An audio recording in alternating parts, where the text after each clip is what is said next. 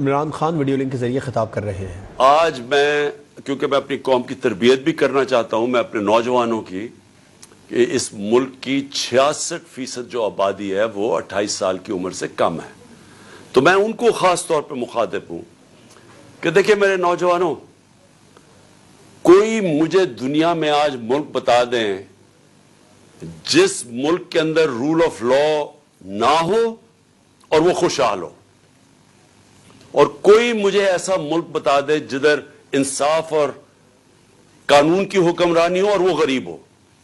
یہ آپ کو کہیں دنیا میں نہیں ملے گا۔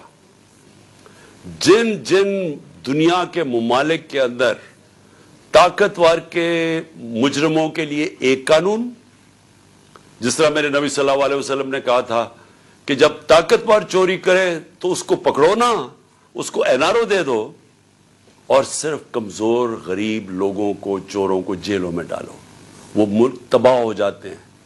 ہم تباہی کے کنارے کے اوپر کھڑے ہیں۔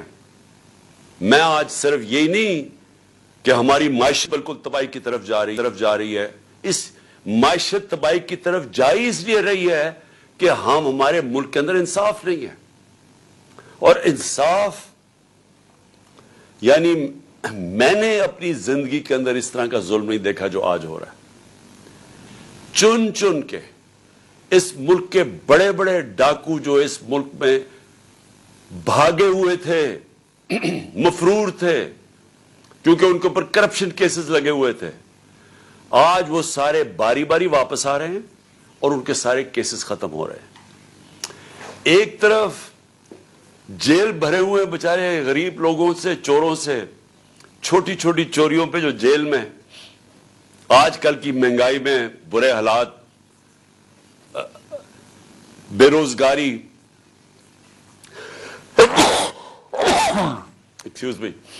بے روزگاری، مہنگائی، چیزیں دن بدن مہنگی ہو رہی ہیں، کھانے پینے کی چیزیں، وہ بیچارے چوری کرتے ہیں، چھوٹی چوری کرتے ہیں تو وہ جیلوں میں چلے جاتے ہیں۔ اور وہ لوگ جنہوں نے دونوں ہاتھوں سے 30 سال سے اس ملک کو لوٹا ہے، یہ جو دو بڑے خاندان جنہوں نے، جن کی چوریوں کے اوپر کتابیں لکھی ہوئی ہیں، ایک ریمنڈ بیکر کی کتاب ہے The Way of the World، یہ زرداری اور شریف خاندان کے اوپر پورا چیپٹر لکھا ہوا ہے ان کی چوری کے اوپر، کہ ملک کا کرپشن ہوتی ہے ملک کا پیسہ چوری کرنے کا، ان کی کرپشن پہ ملک کا جو انہوں نے پیسہ چوری کیا وہ کتاب ان کی کتاب میں ہے۔ اور اگر یہ غلط انہوں نے لکھا تو جا کے ان کے اوپر سو کریں، جس طرح میں یہ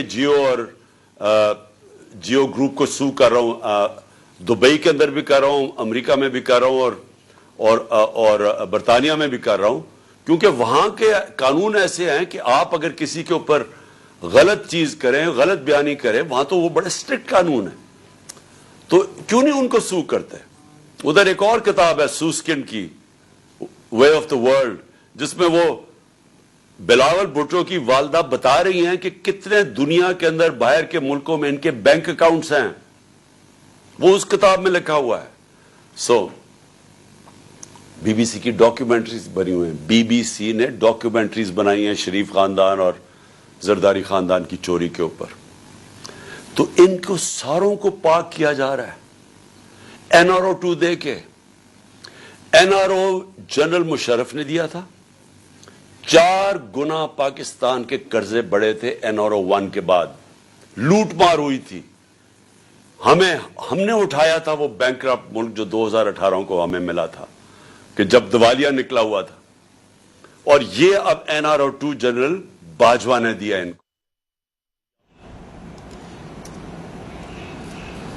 تحریک انصاف کے chairman Imran Khan video link کے ذریعے پریس کانفرنس کر رہے تھے۔ انہوں نے کہا کہ پارٹی کی سینئر قیادت سے میٹنگ ہوئی ہے اور 17 دسمبر کو اسمبلیاں توڑنے کا اعلان تحریک انصاف کے چیئرمین عمران خان نے کہا ہے کہ وہ کریں گے۔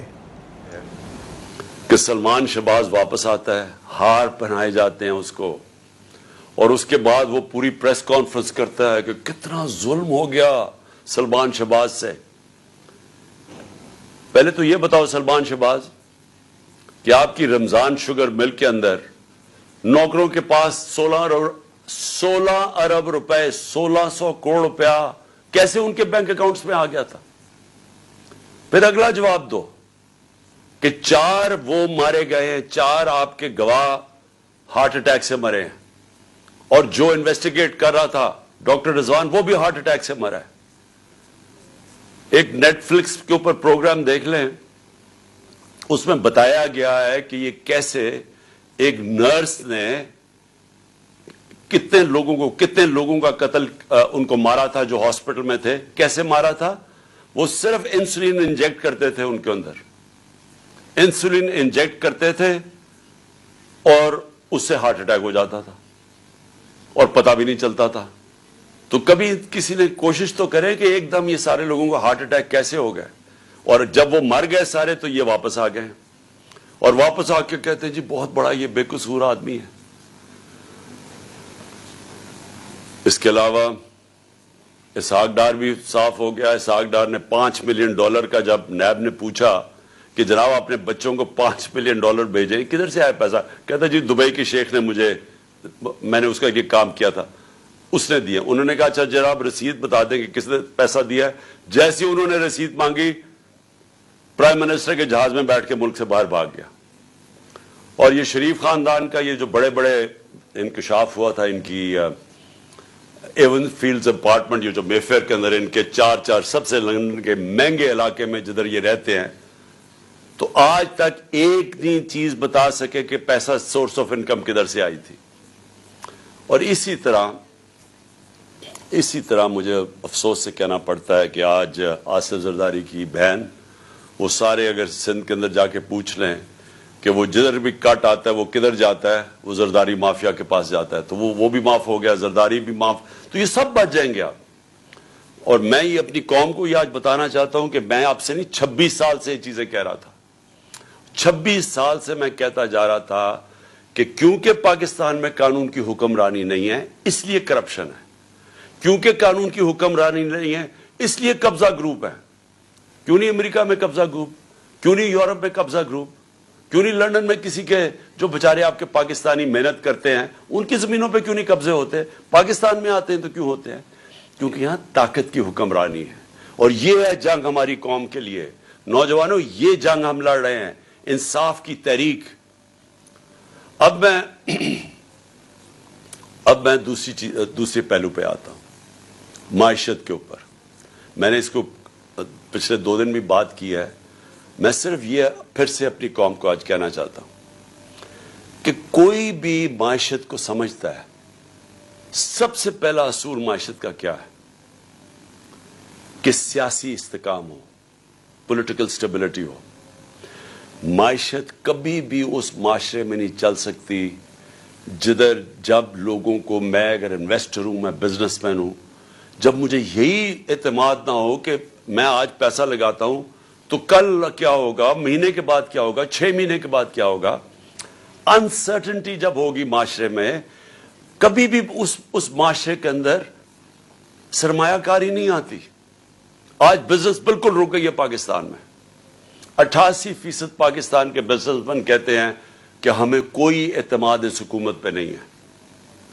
آج 100% تقریباً جو بیرون ملک جو انویسٹرز ہوتے ہیں، جن کو جو کدھر سے لیتے ہیں کہ ملک کی معیشت کے کیا حالات ہیں، کریڈٹ رسک، کہ آج ان کو یہ خوف ہے، تقریباً 100% پاکستان کی کریڈٹ رسک بڑھ چکی ہے کہ اگر پاکستان کو قرضہ دے گا تو وہ واپس نہ ہونے کی اس کی چانس 100% پہ پہنچ گئی ہے۔ جب ہم تھے اپریل کے اندر تو 5% تھی۔ تو یہ جب سے یہ آئے ہیں تو کسی کو نہ باہر نہ اندر اعتماد ہے پاکستان کی اکانومی پر، لہذا اکانومی سکڑتی جا رہی ہے، گروتھ ریٹ نیچے جا رہی ہے۔ 6% پہ ہم چھوڑ کے گئے تھے، آج 0 پہ پہنچ گئی ہے۔ اس کا مطلب بے روزگاری بڑھتی جا رہی ہے۔ اس کا مطلب کہ فیکٹریاں جو بند ہوتی جا رہی ہیں اور جو بے روزگار لوگ نکل رہے ہیں، ایک طرف مہنگائی ہے، دوسری طرف بے روزگاری ہے۔ کیسے لوگ تنخواہ دار لوگ کیسے گزارا کریں گے آج؟ اوپر سے کسان علیحدہ رو رہا ہے، بجلی کے بل اسمانوں پہ ہیں، ڈیزل کی قیمت جو ہم 150 روپے لیٹر چھوڑ کے گئے تھے، آج عالمی منڈی میں تیل نیچے آ چکا ہے۔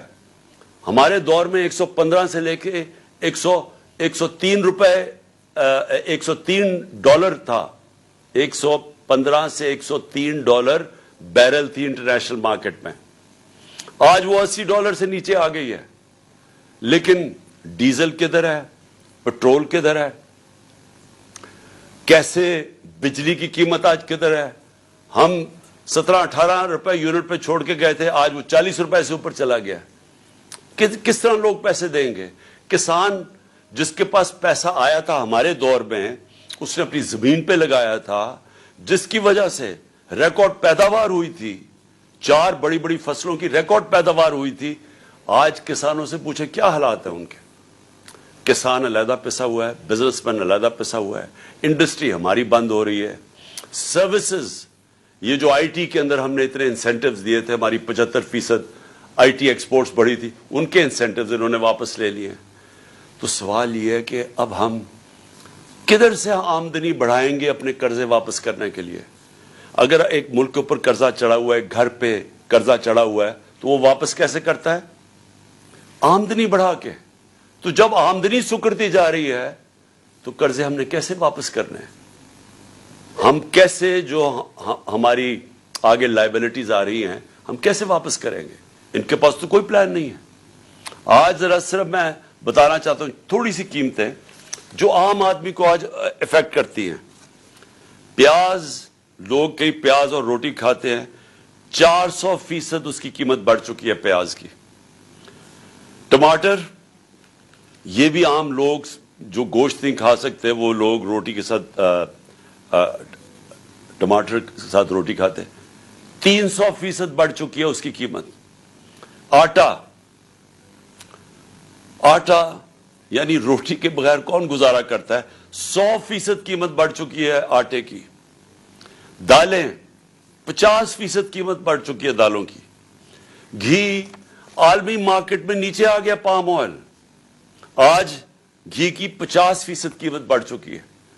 मैं ये इसलिए आपको बता रहा हूं कि जो आम लोग हैं सोचे कि वो कैसे गुजारा करते होंगे आज। तो जब माइशत नीचे जा रही है, मैं फिर से रिपीट करता हूं और मैं सारे पाकिस्तान के इदारों से आज बात कर रहा हूं। मैं इसलिए पाकिस्तान के सारे इदारों से बात कर रहा हूं कि ये जो होने जा रहा है ये आप सबको इफेक्ट करेगा। कोई इदारा जजीरा नहीं है कि मुल्क नीचे जा रहा हो तो वो जजीरा बच जाएगा, सारा मुल्क ही नीचे जाएगा। ये मुझे तो ऐसे लगता है कि ये एक साजिश के तहत हमारे मुल्क से हुआ है कि एक जिस तरह किसी ने प्लान करके हमारे मुल्क को इस तरफ लेके जा रहा है कि मुल्क अगर खुदा ना खास्ता डिफॉल्ट कर जाए तो उसके बाद सबसे पहले मुल्क की नेशनल सिक्योरिटी मुतासर होगी। और नेशनल सिक्योरिटी हम सब जानते हैं कि नेशनल सिक्योरिटी जो पाकिस्तान 7 गुना बड़ा मुल्क है हमारे साथ, जिसके साथ 3 जंगें हो चुकी हैं, तो अगर हमें तो सिर्फ एतमाद ये है कि हमारे पास एक ऐसा हथियार है जिसकी वजह से कोई हमें हमला नहीं करेगा, लेकिन अगर मुल्क ही बैंकरप्ट हो गया तो जो लोगों ने हमें फिर वहां से बेल आउट करना है वो क्या कीमत मांगेंगे? हम सब जानते हैं वो क्या कीमत मांगेंगे। मैं ये वैसे वाज़ेह आज करना चाहता हूं कि मैं ये एक तासुर दिया जा रहा है कि जनाब हम चाहते हैं कि मुल्क की इस्टेब्लिशमेंट हमारी मदद करे। ये जब हमारे खिलाफ ये धरने दिए जा रहे थे और ये जब कहा जा रहा था कि जी सारी जो पीडीएम की जमातें हैं ये सारा वक्त कह रहे थे कि जी उनको छोड़ के तो हमारी मदद करें, मैं बिल्कुल किसी से कोई मदद नहीं मांग रहा। मैं कतई तौर पे ये नहीं कह रहा कि एस्टेब्लिशमेंट हमारी मदद करे। मैं ये चाह रहा हूं कि एस्टेब्लिशमेंट न्यूट्रल हो। मैं इसलिए चाह रहा हूं chairman PTI Imran Khan news conference कर रहे हैं। उन्होंने कहा जिस मुल्क में इंसाफ ना हो, कानून की